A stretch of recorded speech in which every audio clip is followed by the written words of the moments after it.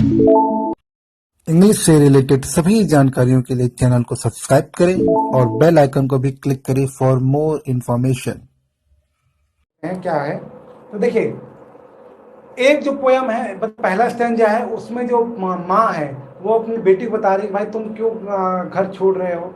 ठीक है, तो नहीं, दूसरा दूसरा, हाँ वही है, कि प्यारी बच्ची, मैंने तुम्हें पाला, ये सोने गहने ये तुम्हें जो जो पहने हैं, तुम्हारा पति तुम्हारा इंतजार कर रहा है, ठीक है, तुम्हारी शादी होने वाली है, तुम क्यों छोड़ के जा रही हो। पहले 4 लाइन का मतलब यही है।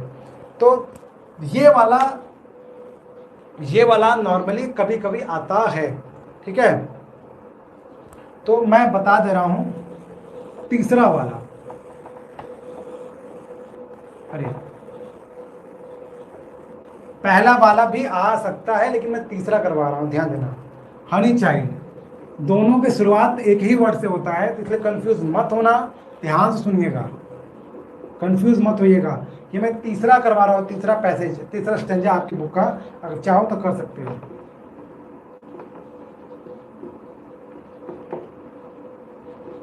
ठीक है, कंफ्यूज मत होइएगा। इसके बाद एक और करवाऊंगा, और मैं सजेशन के लिए आपको बता दे रहा हूँ, जो 3 मैंने कहा था इसमें तो 2 ही रहेगा, एक सजेशन मैं आपको दे दे रहा हूँ। वो सजेशन ये है कि आपको तैयार करना चाहिए पहला वाला, पहला दूसरा, और मैं भी पहला तीसरा, और मैं भी एक और करवाऊंगा वो।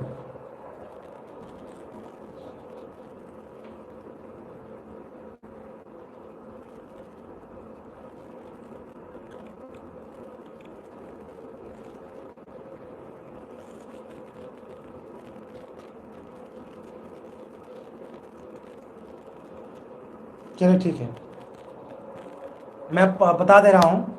लिखा है मैं इसकी मीनिंग बता दूंगा पहले आपको, अगर हो सकता है किसी को दिक्कत हो तो। Honey child the world is full of pleasure, मतलब माँ बहा मतलब उसको मना रही है बच्ची को, क्योंकि बच्ची अब वो कहाँ जाना, सन्यासी बनना चाह रही है। तो प्यारी बच्ची, ये जो दुनिया है ये प्लेजर यानी खुशियों से भरा हुआ है। और ब्राइडल सॉन्ग मतलब जो शादियों में जो गाने बजते हैं, तो वो याद करा रही है कि बेटा तुम्हारी शादी होने वाली है, शादियों में जो संसार है बहुत अच्छा होता है, उस समय शादियों के गीत बजते हैं। एंड कैडल सॉन्ग मतलब जो समूह में लोग गाना गाते हैं, तो वो गानों से पूरी दुनिया खुशनुमा है। एंड स्कैंडल लेजर, और वो जो चंदन का जो लेप है, वो क्या होता है, वो जो लेप है वो तुम्हें एक लेजर देता है, एक खुशी प्रदान करेगा। ये जो दुनिया है ये खुशियों से भरा हुआ है। यहाँ इन खुशियों में आपको क्या मिलेगा, संगीत मिलेगा, सुंदर संगीत मिलेगा सुनने को, ठीक है। मतलब कि ब्राइडल सॉन्ग यानी क्या बोलते हैं उसको, दुल्हन के संगीत, ठीक है, वो गाने सुनने को मिलेंगे।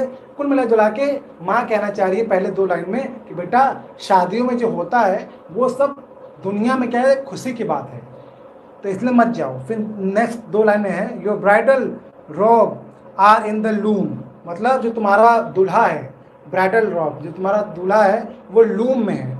यानी लूम मतलब ऐसे होता है कि भाई कपड़ा, यहाँ मतलब है कि उसने सेहरा पहन लिया है, अर्थात सेहरा नहीं मतलब उसने कपड़ा पहन लिया है, अर्थात जो शादी में पहन के लोग जाते हैं दूल्हे लोग ना, तो वो कपड़ा उसने लगभग पहन लिया है या उसने खरीद लिया है। इसका मतलब यही है कि your bridal robes are in loom silver and saffron glowing, मतलब जो हमारा पति है जिससे तुम्हारी शादी होने वाली है, वह लूम यानी रेशम के कपड़े उसने खरीदे हैं, जो सिल्वर है यानी चमकीले हैं, और सैफरन ग्लोइंग, और उस पर सेफ्रॉन यानी सेफ्रॉन मतलब क्या होता है, केसर, यानी केसर के रंग और सिल्वर का रंग उस पर चमक रहा है, जो उसने कपड़े खरीदे हैं या जो उसने कपड़े पहने हैं।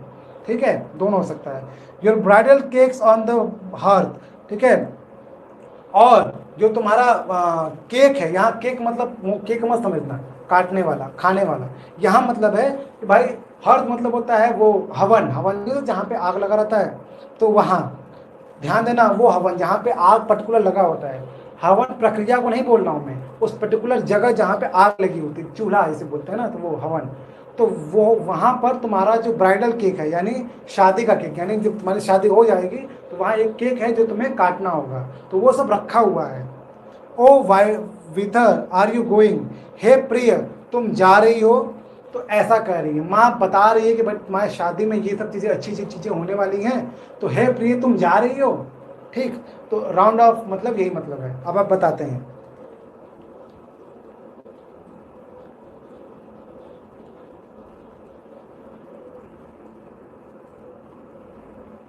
बेटा क्वेश्चन नहीं, मैं पैसेज से क्वेश्चन आता है।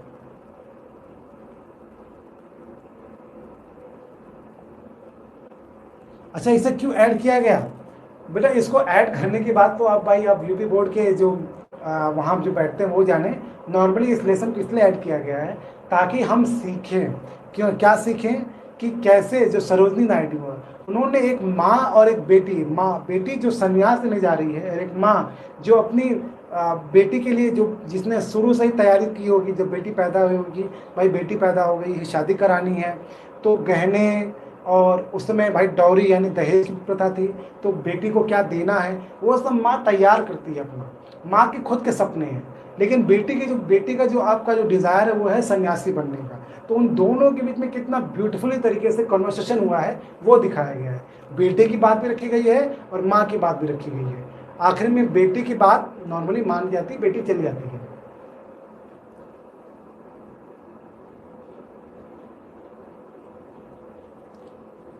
चलिए मैं क्वेश्चन पूछ रहा हूँ। According to mother how is the world. मैंने मीनिंग बता दिया, अब मैं पूछ रहा हूँ according to mother how is the world. माँ के हिसाब से दुनिया कैसी है? तो ये पहली दो लाइन है वो आपको बतानी है। माँ के हिसाब से दुनिया कैसी है?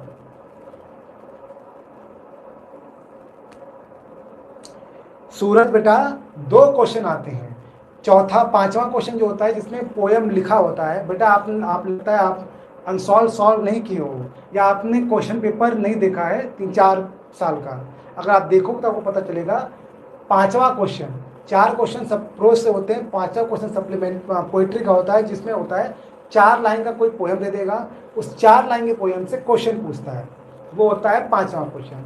फिर छठवां क्वेश्चन में सेंट्रल आइडिया होता है या तो पोयम। अब उन दोनों में से किसी एक को करना होता है। यानी मैं अभी 5वां क्वेश्चन का बता रहा हूँ, 6वां क्वेश्चन का नहीं बता रहा हूँ। ठीक है, तो तैयार रहिए।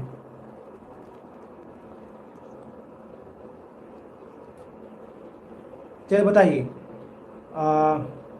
According to mother how is the world. माँ के हिसाब से दुनिया कैसी है बताइए। कल आप ऑनलाइन आएंगे तो कल हम सेंट्रल आइडिया करवाएंगे, 11 बजे ऑनलाइन आएंगे तो। सूरज जी अगर आप चैनल सब्सक्राइब किए रहेंगे तो आपको नोटिफिकेशन मिल जाएगा, और कल आप ऑनलाइन आएंगे तो आपको और भी जानकारी मिल जाएगी।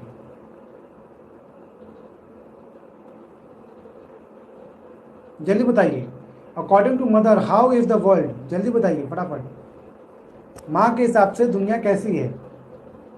According to mother the world is full of pleasure, it is full with the song which are being sung in wedding. Very good, passive voice का अच्छा आपने यूज़ किया है। Cake and sandals candle laser, बहुत अच्छा आपने use किया है पैसिव वॉइस का। आई एम वेरी इम्प्रेस्ड कि आपने पैसिव वॉइस का बहुत अच्छे तरीके से यूज़ किया है। श्रेया मिश्रा, और कोई बताना चाहता है तो बता सकता है।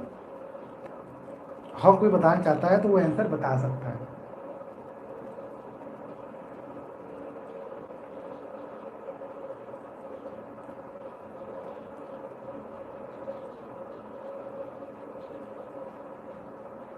जल्दी, बस 5 मिनट की और क्लासेस है, 5 से 6 या 7 मिनट की, उसके बाद वीडियो खत्म। फिर कल मिलेंगे हम सेंट्रल आइडिया और पोयम के साथ। सेंट्रल आइडिया आपको तीनों लेसन का याद करके आना है, कोई बहाना नहीं।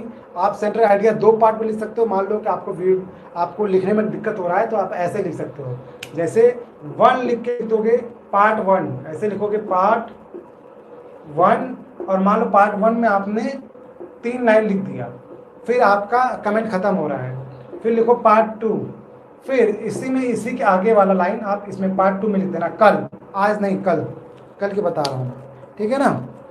तो कल तैयार करके आइएगा आप लोग सेंट्रल आइडिया और पोयम। अब पोयम कल आपको पोयम कम से कम 12 लाइन याद करके आना है, कम से कम 12 लाइन अलग अलग लेसन की याद करो तो फायदा होगा। बताइए, जल्दी बताइए। श्रेया मिश्रा के अलावा कोई और है जो बताना चाहता है कि माँ के हिसाब से दुनिया कैसी है? चलिए मैं दूसरा क्वेश्चन पूछ रहा हूँ। What do you understand by bridal song? आप ब्राइडल सॉन्ग से क्या समझते हैं? What do you understand by bridal song? पहले ये लेसन क्लास इसमें से एनसीईआरटी में होता था, फिर इसको मिला दिया गया यूपी बोर्ड में, ये वाला lesson.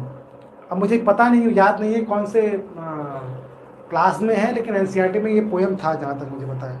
What do you understand by bridal song? Bridal song से आप क्या समझते हैं बताइए।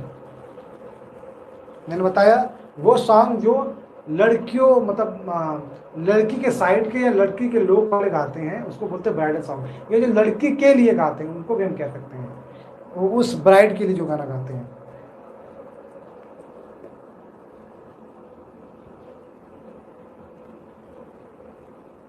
जल्दी बताइए।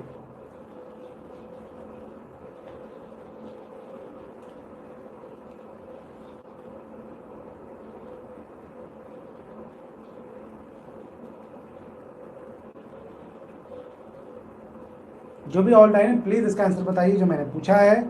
What do understand by bridal song? Bridal song से आप क्या समझते हैं? Bridal song mean that the song which are being sung in the wedding by people. हाँ, स्पेशली आप लिख सकते हैं specially for bride, specially for bride, खासकर ब्राइड के लिए।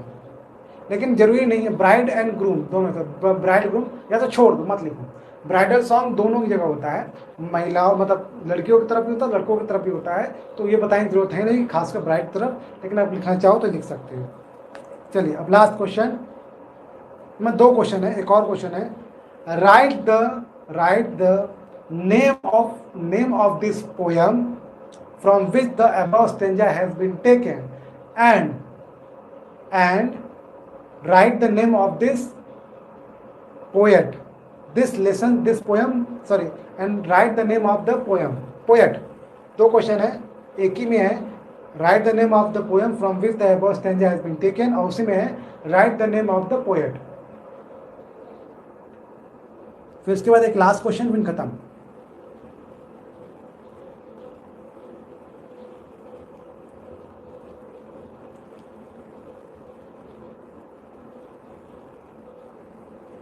जल्दी, और अपने दोस्तों को जरूर शेयर किया करिए। मैं आपको इतना बोलता हूँ, प्लीज़ अपने दोस्तों को शेयर किया करिए, जितना हो सके वो देखें।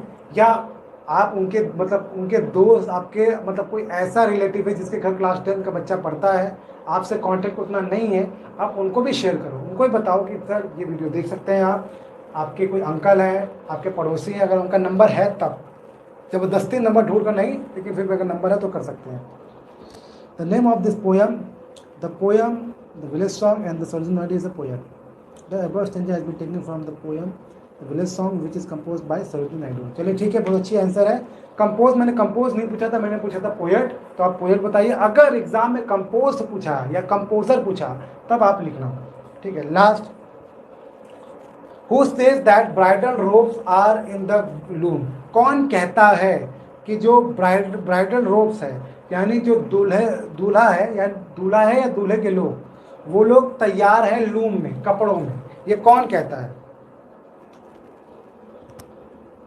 बहुत आसान है, बहुत सिंपल है, ये कौन कहता है? ये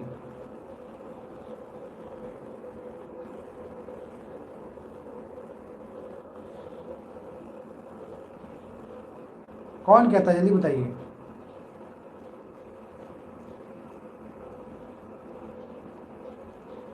वेरी गुड, बस आपको बताना है मदर सेड दैट, या मदर कहती है, मदर सेज भी हो सकता है, मदर सेज।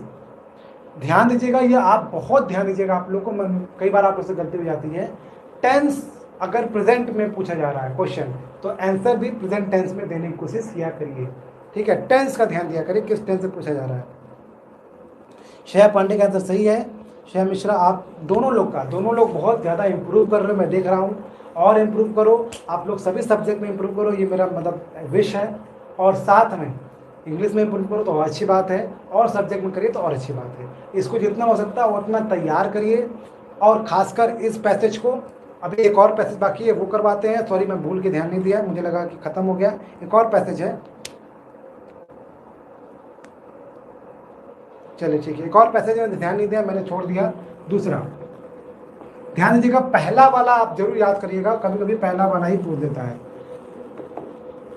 आप बोलोगे सर एक ही तो बचा है, वो दूसरा वाला, वो भी आप पढ़ाइए, तो वो पढ़ाने की जरूरत नहीं है। आप एक काम करना बस कि एग्जाम से एक दिन, जिस दिन एग्जाम है उस दिन पोयम उठाना, पोयम की मीनिंग बस पढ़ लेना आप लोग, मीनिंग, और जो उसमें कठिन वर्ड है उसकी मीनिंग पढ़ लेना, मीनिंग पोयम की, और उसकी जो कठिन वर्ड है उसका मीनिंग बस।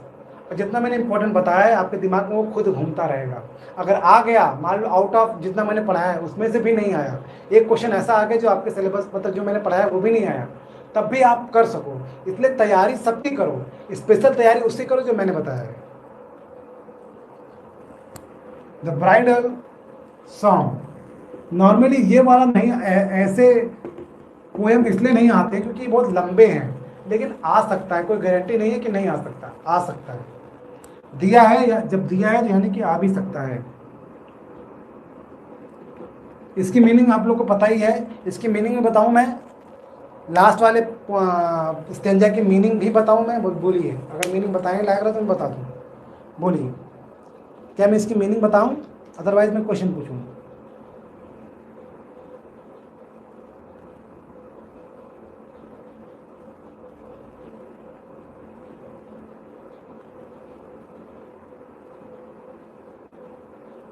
चलो ठीक है, और वो लोग जो जो भी है पूछना बताना चाहता है तो मैं बता दूं, बोलिए। और कोई जो भी है क्या वो बताइए, क्या मैं इन 4 लाइन की मीनिंग बताऊं या डायरेक्ट क्वेश्चन पूछूं?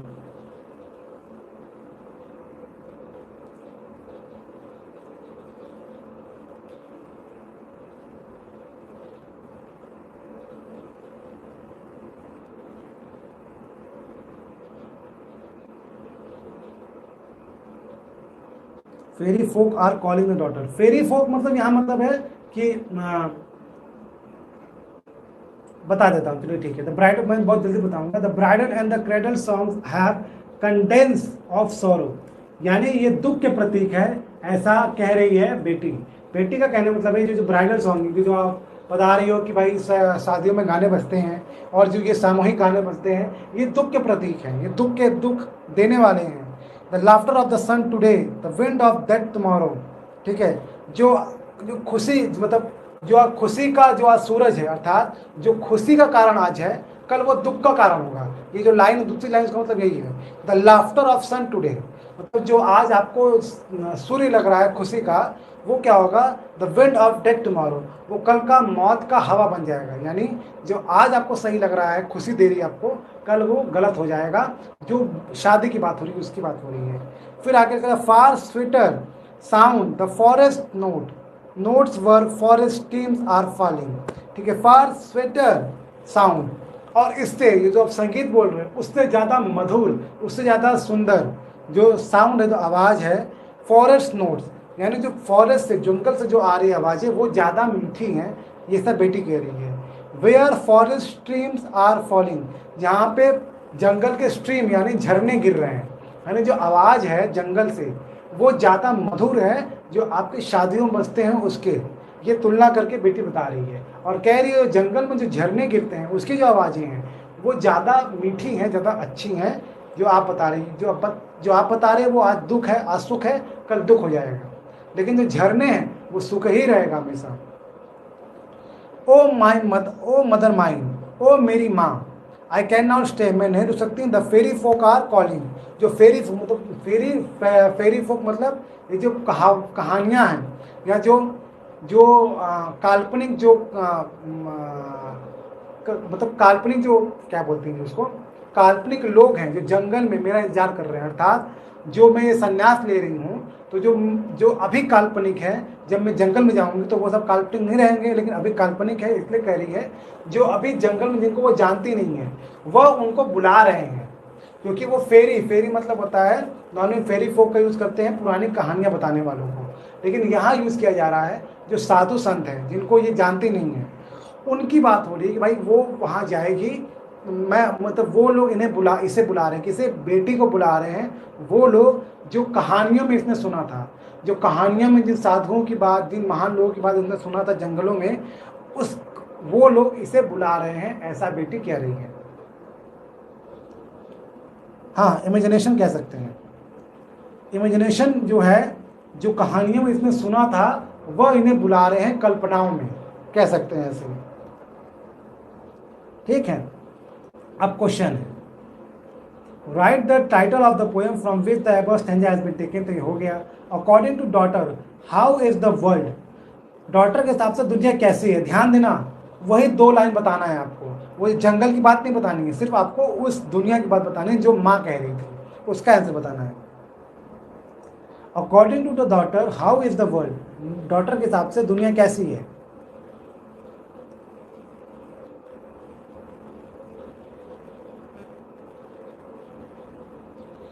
मैं हिंदी में बता दे रहा हूँ, आप इंग्लिश बनाइए। दुनिया दुख के कारण पैदा करती है। जो दुनिया के लिए आज खुशी है, वो दुनिया के लिए कल को दुख हो सकता है या मौत हो सकती है। ऐसे बना के लिख सकते हो, ठीक है ना।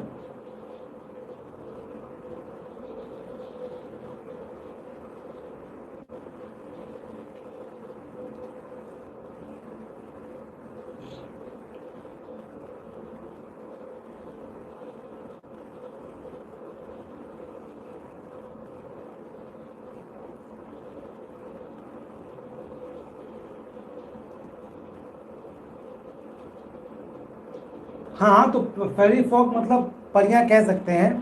परियां, इसमें इसमें जो लिखा है मीनिंग, जो किताब में मीनिंग लिखा है वो लिखा है परियां, ठीक है। लेकिन मतलब वही मतलब है जो कहानियों में इसने सुना है जिसके बारे में।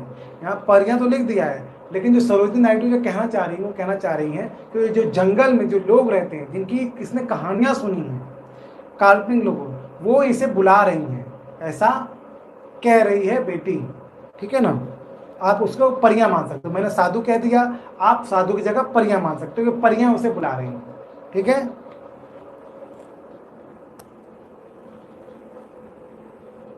According to Doctor, the world is full of cradle songs which have feeling of sorrow, and today the thing which is giving you pleasure, they will give you sadness tomorrow.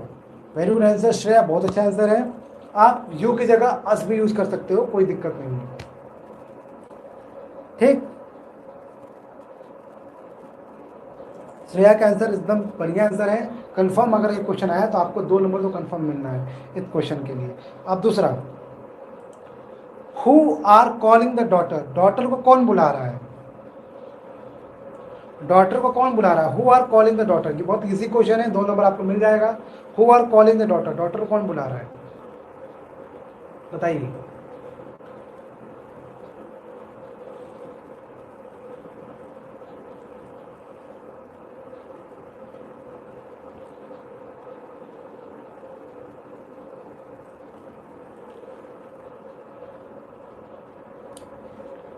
Shreya Pandey, आप बताइए। 7-8 लोग ऑनलाइन है भाई, आप लोग बताइए कि क्या होगा। Who are calling the daughter, daughter को कौन बुला रहा है।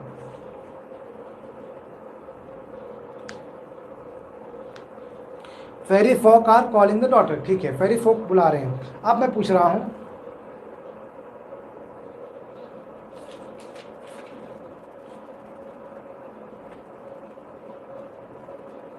हाँ, what are the rhyming words in the above stanza, what are the rhyming words in the stanza, क्या होगा। what are the rhyming words in the stanza, stanza में कौन से rhyming words हैं ये बताइए। what are the rhyming words in the stanza।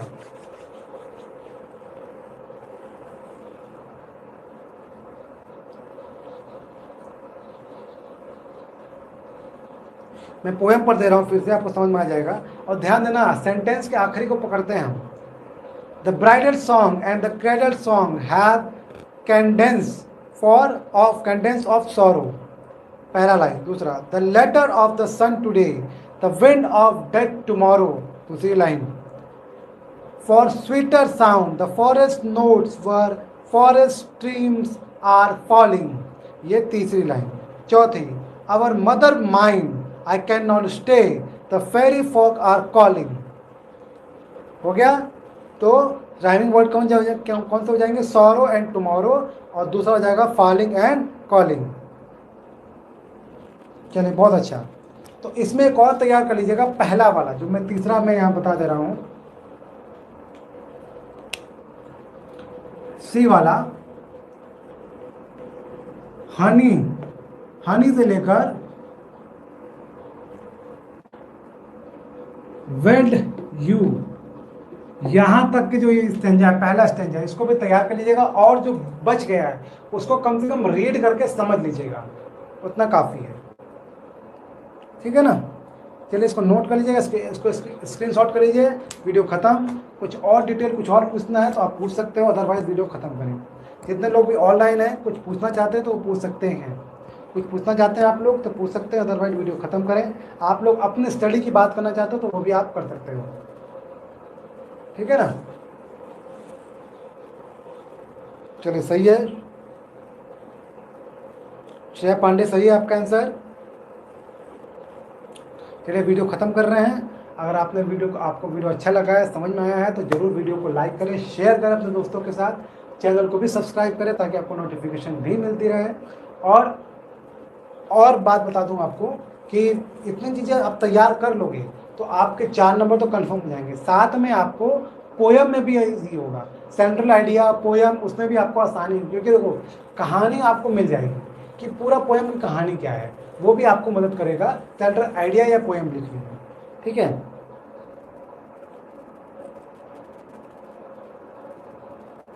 धन्यवाद धन्यवाद भाई, ग्रेट मत बोला करो, गुड बोल दिया करो, अच्छा रहता है।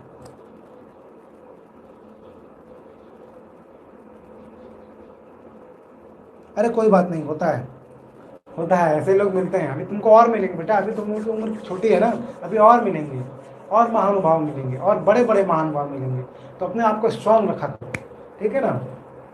तो भाई और महान अनुभव मिलेंगे आपको, ये तो कुछ नहीं है, और मिलेंगे अभी। श्रेया पांडे आपका आंसर सही है। किसी कुछ और पूछना है तो पूछे। आप लोग अपनी बात करना चाहते हो तो अपने सब्जेक्ट की बात कर सकते हो, किसी और सब्जेक्ट की मैं अभी लाइव छोड़ रहा हूँ। आप चाहो तो भी जो मैं दूसरा लाइव का नोटिफिकेशन डालूंगा, आप वहाँ जाकर भी चेक कर सकते हो। ठीक है ना?